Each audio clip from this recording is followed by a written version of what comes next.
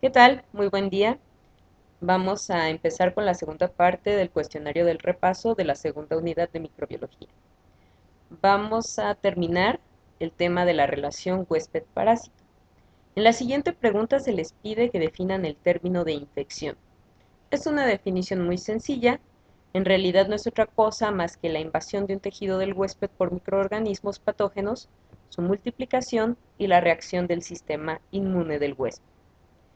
Eh, la siguiente pregunta les pide que digan que es una enfermedad infecciosa y es importante que se separen estos dos términos. Una cosa es la infección como tal y otra cosa es la enfermedad infecciosa. Mientras la infección comienza con la invasión de un tejido, la enfermedad infecciosa en realidad se da hasta que aparecen los signos y síntomas evidentes que un individuo presenta como consecuencia de la infección. Espero que estas dos eh, respuestas queden claras, sobre todo la diferencia entre la infección como tal y la enfermedad infecciosa. Esta es solamente los signos y síntomas y se presenta como consecuencia de la infección. En la siguiente pregunta se les pide que enlisten los eventos que ocurren durante la infección y que describan brevemente cada uno. Recordemos el esquema que vimos en clase. Aquí está. Estos son los eventos que ocurren durante la infección: la colonización, la interacción con el sistema inmune, la multiplicación, la enfermedad y por supuesto la transmisión, que ya habíamos quedado que la transmisión no necesariamente tiene que esperar a la aparición de la enfermedad.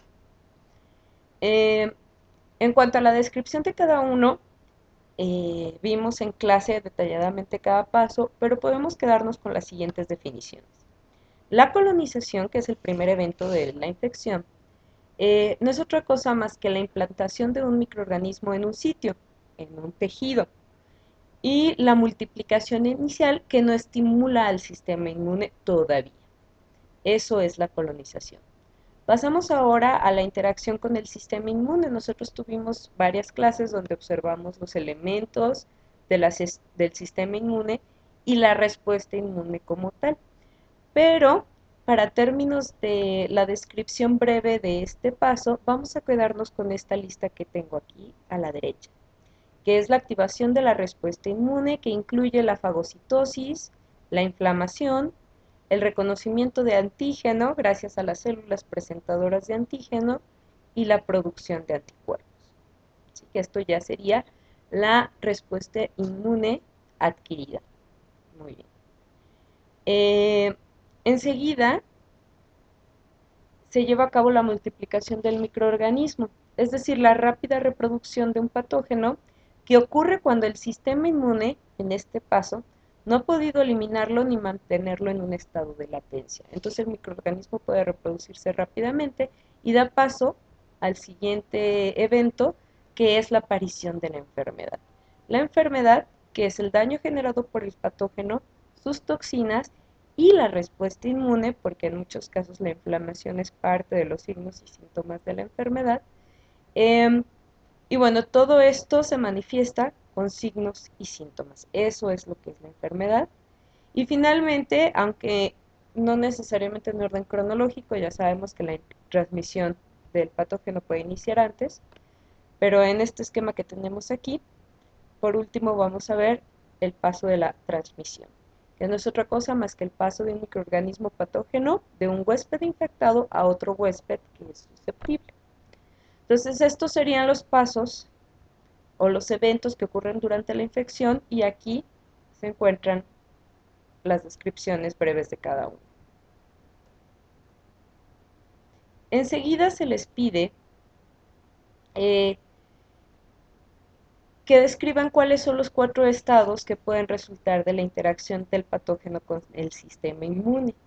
Quedamos que en función del equilibrio que se genere entre la respuesta inmune y las herramientas que tiene el patógeno para causar daño, vamos a quedar en 4 posibles estados. Uno es que nuestro sistema inmune haya sido capaz de eliminar al microorganismo. Por lo tanto, este deja de existir en nuestro tejido y nosotros nos encontramos sanos y nunca padecimos la enfermedad. Otra salida positiva de esta interacción es el comensalismo, donde el microorganismo existe en el tejido huésped, pero no nos hace daño. ¿Por qué? Porque este microorganismo en particular no tiene la capacidad de hacernos daño. Sin embargo, si el microorganismo es patógeno, el sistema inmune puede controlarlo y mantenerlo en un estado de persistencia o latencia. Y en ese caso, el microorganismo no es eliminado, no causa daño en ese momento, pero a diferencia del comensalismo, en la persistencia o latencia, el microorganismo tiene el potencial de hacer daño en cualquier momento. Y en algunos casos puede causar el daño sin que éste sea suficientemente fuerte como para que sea aparente, es decir, como para que no aparezcan síntomas. Y finalmente, el cuarto estado que puede resultar de la interacción del patógeno con el sistema inmune es la enfermedad, en el cual ya tenemos un daño que se manifiesta con signos y con síntomas. Entonces, estos son los 4 estados que pueden resultar de la interacción del patógeno con el sistema inmune. En la siguiente pregunta se les pide que indiquen que es una enfermedad subclínica. En este caso, la enfermedad subclínica es cuando el huésped no genera una respuesta inmune y tolera la presencia y la reproducción del patógeno. Es un tipo de comensalismo, pero atípico, porque en realidad el patógeno debería estar causando daño o una enfermedad, pero no lo está haciendo en ese momento. Eh, entonces, en ese momento es cuando tenemos una enfermedad subclínica. Y entonces entra aquí el concepto de portador que se les pide que definan en la pregunta 22, el cual no es otra cosa más que un individuo que alberga un microorganismo patógeno sin padecer la enfermedad, es decir, está en este estado de aquí arriba. Sin embargo, el problema con el portador, aunque él no padezca la enfermedad, puede transmitir el microorganismo a otras personas. Y este es un problema de salud pública, porque se vuelve un mecanismo por el cual el microorganismo puede permanecer en una población y generar nuevos casos en otras personas. En la siguiente pregunta se les pide que enlisten y describan los mecanismos de transmisión de las enfermedades infecciosas. Es una respuesta larga. Aquí tenemos los 6 mecanismos que vimos en clase: la aspiración de aerosoles, la transmisión aérea, el contacto físico directo, el contacto físico indirecto, la transmisión por vectores y la transmisión por zoonosis. De importancia es que sean capaces de distinguir entre la aspiración de aerosoles y la transmisión aérea, que aunque parecen muy semejantes, hay una diferencia importante, que es la transmisión de aerosoles es de corto alcance y prácticamente es un contagio que se da frente a frente, mientras que en la transmisión aérea las pequeñas partículas contaminadas con el patógeno ya han viajado una distancia importante y el microorganismo queda viable a través del tiempo, flotando en estas partículas muy pequeñas. Entonces aquí eh, el nuevo huésped nunca tiene contacto visual, no sabe quién fue la persona que emitió las partículas que le están transmitiendo el patógeno, mientras que en la aspiración de aerosoles sí. Y la otra diferencia que es importante es por vectores y por zoonosis, porque aunque en estos dos modos de transmisión están involucradas especies diferentes al ser humano, cuando es por vectores, el animal que está transmitiendo la enfermedad no la padece, mientras que en la zoonosis eh, sí, el animal que transmite la enfermedad sí es un enfermo también tiene signos y síntomas. Entonces esa es la diferencia eh, entre estos dos mecanismos de transmisión. Entonces repasen estas definiciones, son muy concretas y son muy importantes. Vamos a pasar ahora a la parte de epidemiología. Las 3 primeras preguntas tienen que ver con los modelos de transmisión que vimos en clase. Se les pide que describan qué significa la R en el modelo de transmisión SIR. También se les pide que indiquen qué significa la parte IS en el modelo de transmisión SIS. Y se les pide que indiquen por qué esta R está aquí en este sistema SIRS. Se les puede complicar un poquito, lo único que tienen que hacer es recordar los esquemas que vieron en clase, que son estos de aquí. Esta flecha que está aquí con guiones, en realidad lo único que intenta esquematizar es esta flecha que vemos acá arriba, que vuelve desde el estado S al estado I. Vamos a ver la respuesta a la primera pregunta. La primera pregunta se refiere a este modelo, SIR o SIR, y lo que significa la R de aquí es que el paciente es refractario a la enfermedad, es decir, ya no la puede volver a padecer. ¿Por qué? Porque mantiene una inmunidad que lo protege ya de por vida después de haber padecido esta enfermedad. Entonces eso significa la R, refractario, que no es otra cosa más que no puede volver a padecer la enfermedad. En la segunda pregunta les piden que indiquen qué significa esta parte de aquí. Y lo que significa es que tras resolver la enfermedad, es decir, haber eliminado el microorganismo y volver a un estado de salud, el huésped, aunque ya está sano, es susceptible de volver a padecer la enfermedad. Y entonces por eso hay aquí una doble flecha, porque puede regresar al estado infectado en cualquier momento. Eso es lo que significa, ¿sí? Que tras resolver la enfermedad, el huésped es susceptible a padecerla una vez más. Y en la tercera pregunta, donde se les pide que indiquen por qué hay una R intermedia en este esquema SIRS,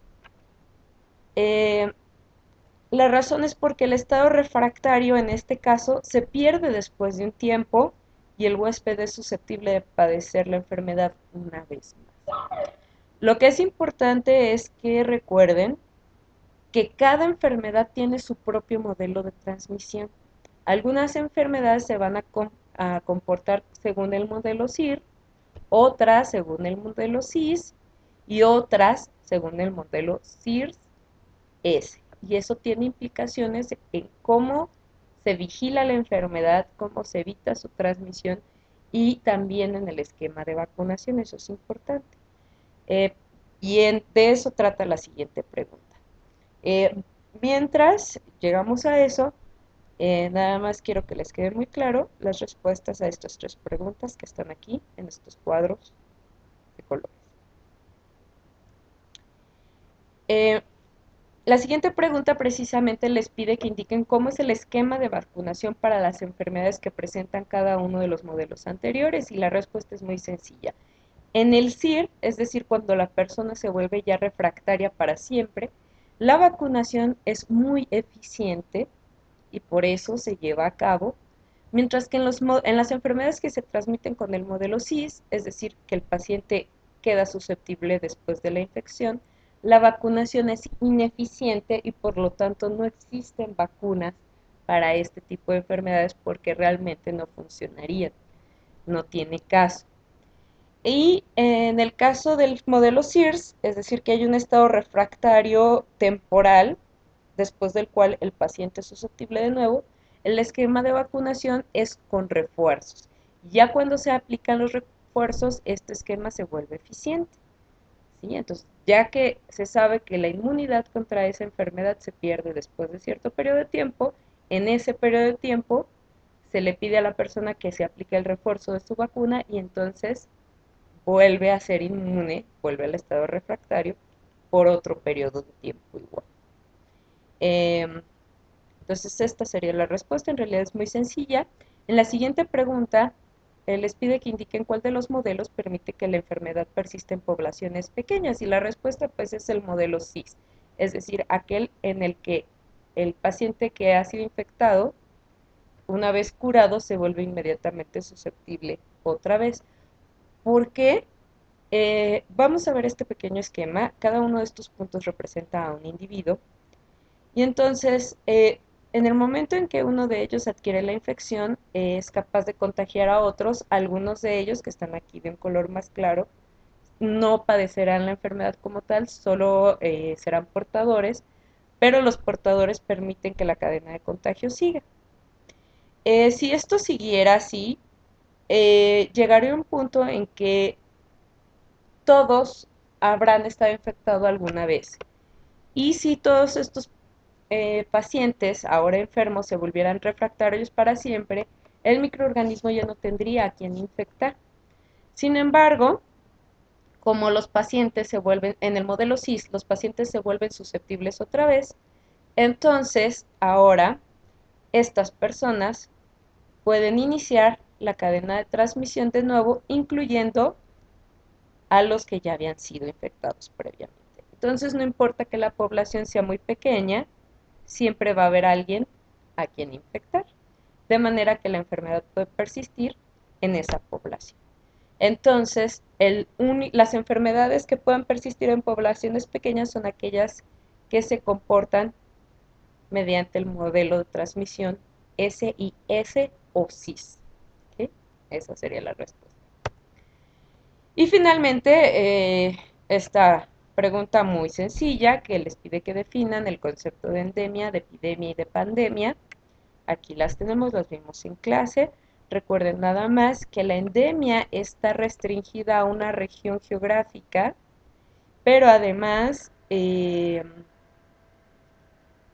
está de manera estable, es decir, siempre son los mismos casos y a lo mejor en algunos casos varía durante las estaciones, pero siempre en la misma estación que se espera un aumento de casos, siempre es lo mismo, siempre es lo mismo y siempre es lo mismo. En el caso de la epidemia es cuando hay una fracción de la población superior a la que se espera normalmente y entonces estamos hablando de que ya hay una epidemia o un brote epidémico, ¿sí? Cuando el número de casos aumenta en la misma región geográfica. Y pandemia es cuando los casos aumentan de un número mayor al esperado, pero en más de un continente. Entonces ahí es ya cuando hablamos de una pandemia, es decir, una epidemia que está abarcando a una parte importante del mundo. Finalmente, para la parte de microbiología clínica, eh, yo tenía esperado que hubiera una segunda actividad en grupo eh, para que cada persona pudiera complementar los datos de la enfermedad que le tocó investigar con los datos del compañero que le tocó investigar la segunda parte. Sin embargo, bueno, ya por razones por todos conocidas, eso ya no fue posible. Entonces sí les voy a pedir por favor que tengan la información de los dos cuestionarios que apliqué el día que entregaron su folleto. Aquí están, estas son las preguntas que se aplicaron en los dos cuestionarios. Asegúrense que tengan la información suficiente para contestar cada una de estas preguntas respecto de la enfermedad que les tocó. Si se pueden poner en contacto con la persona que le tocó la segunda parte del folleto o la segunda parte de la información y que les pase el dato, está perfecto. Si no es posible, pues ustedes mismos investiguenlo. Hay mucha información en internet. Si tienen una biblioteca cerca y está abierta, en cualquier libro de microbiología clínica pueden encontrar la información. Y en este sentido, sí es importante que lo hagan ustedes porque cada uno de ustedes tiene una enfermedad distinta, entonces aquí las respuestas cambian. Tienen que asegurarse de que tengan la información para cada una pregunta porque varias de estas preguntas van a ir en el examen. Y ahí sí va a depender cada quien la enfermedad que tenga. Yo me voy a fijar que hayan respondido de la enfermedad que efectivamente les correspondía investigar. Entonces, esta sería la última parte. En realidad ya no faltaba mucho. Espero que se aboquen a estudiar. Realmente ya es muy poco el material que faltaba. Y recuerden que sin cambios nos vemos el próximo lunes más bien el primer lunes regresando de vacaciones, y ese día tenemos el examen con todos los temas que estuvimos viendo en este cuestionario de repaso. Fuera de su trabajo de estudio para este examen, espero que pasen unas felices vacaciones. Hasta pronto.